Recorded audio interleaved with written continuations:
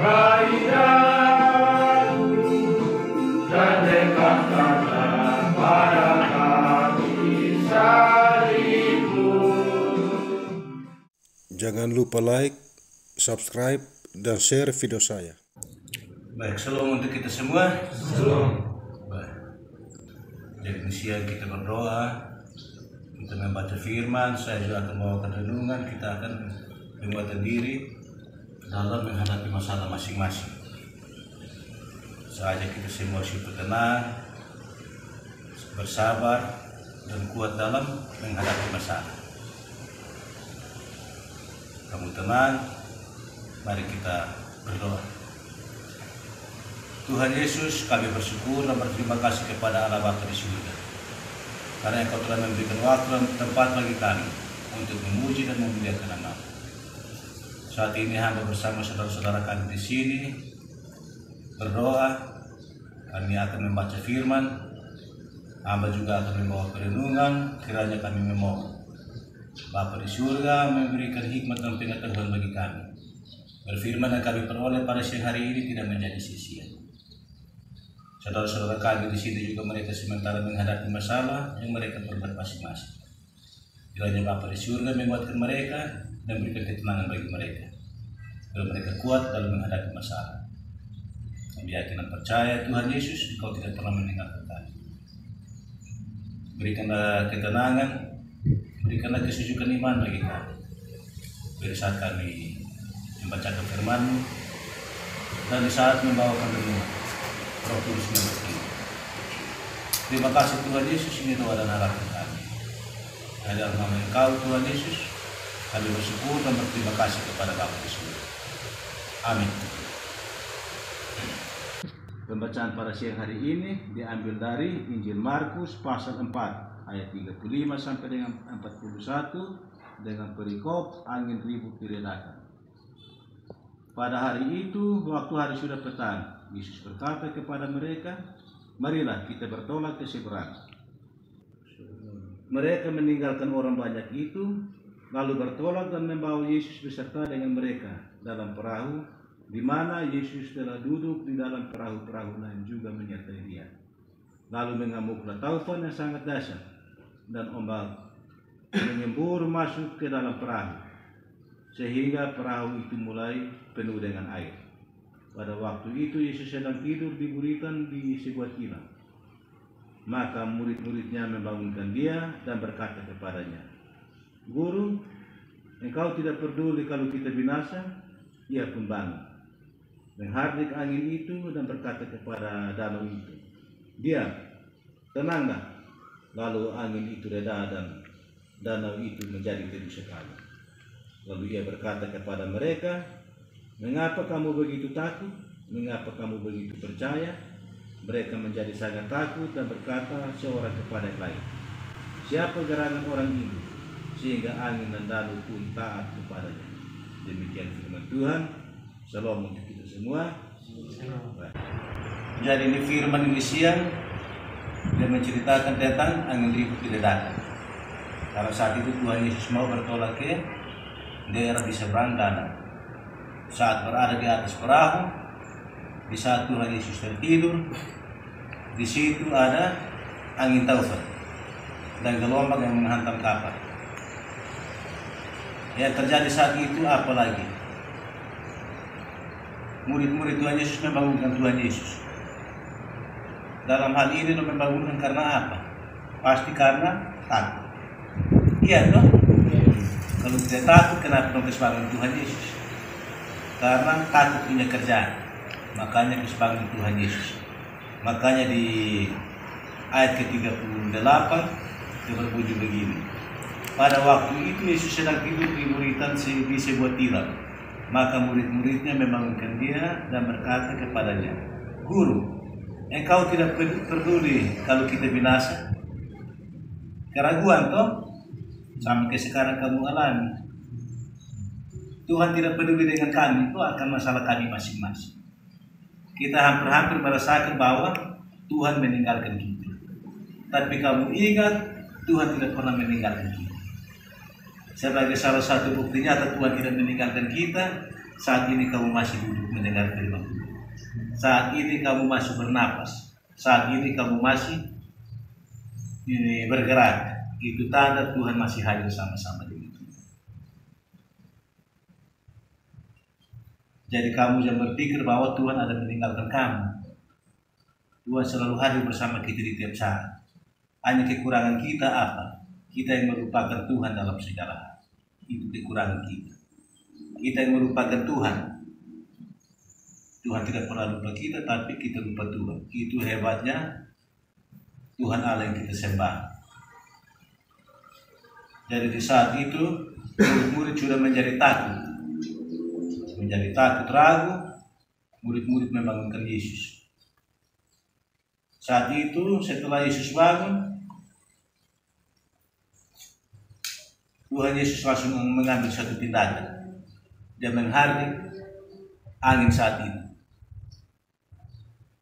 Menghardik angin taufan dan ombak. Dan seketika pun itu ombak tenang. Oleh karena itu firman Tuhan Yesus yang mengatasi masalah. Ingat, kalau Tuhan Yesus menghardik itu angin taufan, ombak keras menjadi tenang, berarti Tuhan Yesus yang mampu mengatasi masalah kita masing-masing. Kamu harus paham ini firman. Tuhan Yesus yang mengatasi segala-galanya. Dan di ayat ke-40, Tuhan Yesus berkata kepada murid-muridnya, mengapa kamu takut? Yang kedua, mengapa kamu tidak percaya? Berarti kembali ke diri kita masing-masing, kembali kepada iman kita masing-masing. Mau percaya kepada Tuhan Yesus ke tidak? Mau bersandar kepada Tuhan Yesus ke tidak? Mau berharap kepada Tuhan Yesus ke tidak? Karena Tuhan Yesus langsung omong saat itu, mengapa kamu begitu takut? Secara dunia, secara tubuh, yang namanya siapa saja. Kalau dapat masalah, yang ada pasti takut. Yang ada pasti khawatir. Yang ada pasti gelisah. Karena apa? Di luar sering sama-sama dengan istri. Di luar ada aktivitas dengan keluarga. Di luar ada aktivitas dengan pekerjaan. Dan saat masuk di sini, kamu mendekam dalam penjara hanya lihat plafon. Lihat muka juga hanya itu. Jadi di ini tempat, kamu di sini jangan lupakan Tuhan. Di tempat. Jangan kamu hanya berpikir Tuhan itu hanya ada di rumah ibadah. Tuhan itu hanya ada di gereja. Tapi di semua tempat Tuhan ada. Kalau Tuhan sudah ada, lebih baik kita menjalin hubungan baik dengan Tuhan. Saya tetap selalu berpesan kepada kamu semua, jangan lupa untuk selalu berdoa. Jangan lupa isi waktu dengan membaca firman. Sebelum membaca firman dalam Alkitab, minta hikmat dari Tuhan. Berdoa dulu, baru baca Alkitab. Yang ketiga, menyanyi lagu rohani. Yang keempat, sama-sama bersekutu untuk beribadah. Itu hal pokok untuk menyangkut iman. Di saat kita dalam kesusahan begini, harapan satu kita hanya satu saja, yaitu berharap kepada Tuhan. Ingat, jangan mengandalkan dunia. Jangan mentang-mentang uang banyak. Jangan mentang-mentang ada banyak keluarga. Jangan mentang-mentang ada pengacara. Jangan mentang-mentang ada orang dalam. Makanya melupakan Tuhan dalam menghadapi masalah. Ingat, lebih baik kita bersandar kepada Tuhan, biar Tuhan yang buka jalan. Di ayat yang terakhir itu sampai berbunyi begini. Mereka menjadi sangat takut dan berkata seorang kepada yang lain, siapa gerangan orang ini? Sehingga angin dan dalu pun taat kepadanya. Murid-murid Tuhan Yesus bertanya kembali satu sama lain, Tuhan Yesus ini siapa? Sampai-sampai ini angin dan danau juga taat. Tahu taat ke tidak? Tunduk di Tuhan Yesus. Kalau kita manusia tetap tunduk dan percaya kepada Tuhan Yesus, yakin akan ada jalan keluar. Yakin. Apa yang terjadi untuk kamu saat ini? Ini adalah suatu pembersihan untuk ingatkan kepada kamu. Apa yang terjadi saat ini untuk ingat kembali kepada kamu. Kalau dulu saya lupakan Tuhan, saat ini saya harus bangun. Ingat kembali Tuhan. Dulu saya tidak tahu sembahyang, inilah saat saya harus ingat kembali sembahyang. Dulu saya tidak tahu masuk gereja untuk ibadat. Di saat kita kumpul, ini tempatnya saat untuk kita ibadat. Ingat, dulu saya pemalas menyanyi lagu rohani, ini tempat untuk kita berkumpul untuk menyanyi lagu rohani juga. Asal jangan bosan-bosan hadirkan Tuhan. Jadi ombak dan taufan itu masalah yang akan kita hadapi. Bukan hanya sekedar ini masalah. Ingat,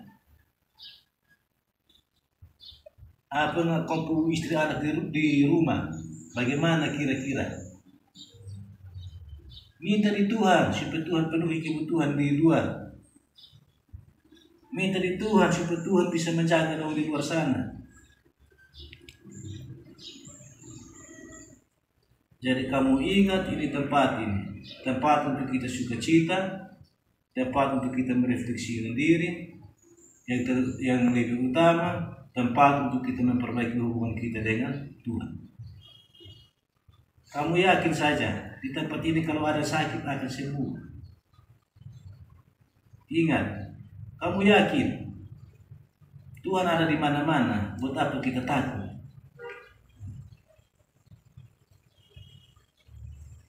Bersama Yesus kita harus kuat hadapi masalah.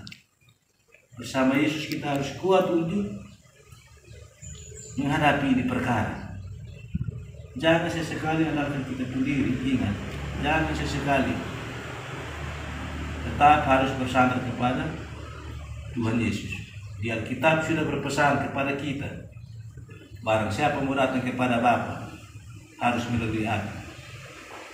Aku yang dimaksud siapa? Tuhan Yesus. Datang kepada Tuhan Yesus supaya Bapa di surga juga bisa mendengar kita permohonan, kita pergumulan. Jadi hilangkan kamu rasa takut, rasa khawatir. Nikmati apa yang sementara ini terjadi untuk kamu. Nikmati dengan mengucap syukur kepada Tuhan Allah. Jangan bosan-bosan. Bangun pagi sembahyang, malam mau tidur sembahyang. Ada waktu baca Alkitab, ada waktu menyanyi lagu rohani, ada waktu satu orang pimpin untuk kita ibadah. Bisa atau tidak? Bisa atau tidak? Bisa. Harus semangat. Betapa kamu lemah dalam ini tempat. Ada keluarga datang juga begitu. Jangan keluarga datang nanti doa ke kami, tapi kamu sendiri di sini tidak doa. Itu kira-kira seimbang ke soal? Tidak toh? Keluarga datang dari sana, jangan lupa kami, malam-malam sembahyang ke kami. Keluarga dia jawab yang sedih, jawab yang kasihan. Ada sini tidak pernah berdoa. Jadi kalau pesan di keluarga untuk sembahyang, kamu di sini juga harus sembahyang. Tuhan akan selidiki kamu hati. Ingat, sepemata hanya lihat kamu depan begini saja. Tapi Tuhan akan tahu kamu hati itu bagaimana. Tuhan akan tahu kamu otak itu bagaimana. Ini orang datangnya ini munafik atau sungguh-sungguh. Tuhan akan tahu. Yang munafik juga akan dapat ibadah. Yang percaya juga akan dapat ibadah. Ingat, segala pekerjaan ada di kumpulan. Segala pekerjaan, ingat. Sama dengan kita hidup ini toh. Tapi orang percaya, dia berani. Dia salah, dia bilang salah. Benar, dia bilang benar. Dia mampu, dia bilang dia mampu. Dia tidak mampu, dia bilang dia tidak mampu. Apalagi kalau sudah bersandar kepada Tuhan Yesus. Oh, ada apa? Tuhan Yesus ada. Walaupun saya saat ini dalam keadaan masalah, Saya yakin Tuhan tidak akan lupakan saya. Walaupun saat ini saya dalam keadaan sakit, saya yakin Tuhan akan sembuhkan saya. Walaupun saya punya masalah juga besar, saya yakin Tuhan akan kasih saya umur panjang. Harus prinsip begitu.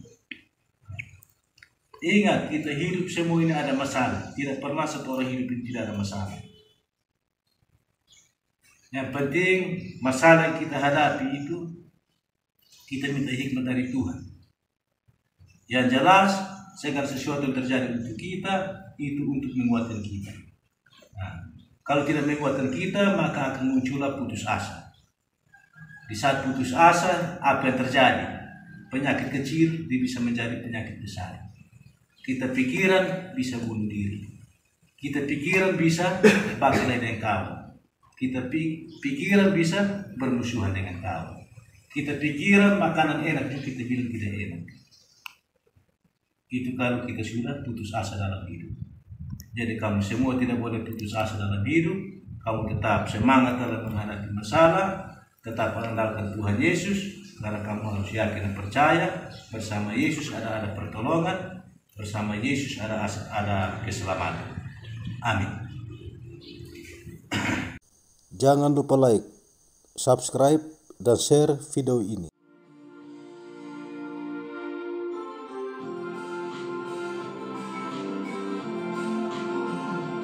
Aku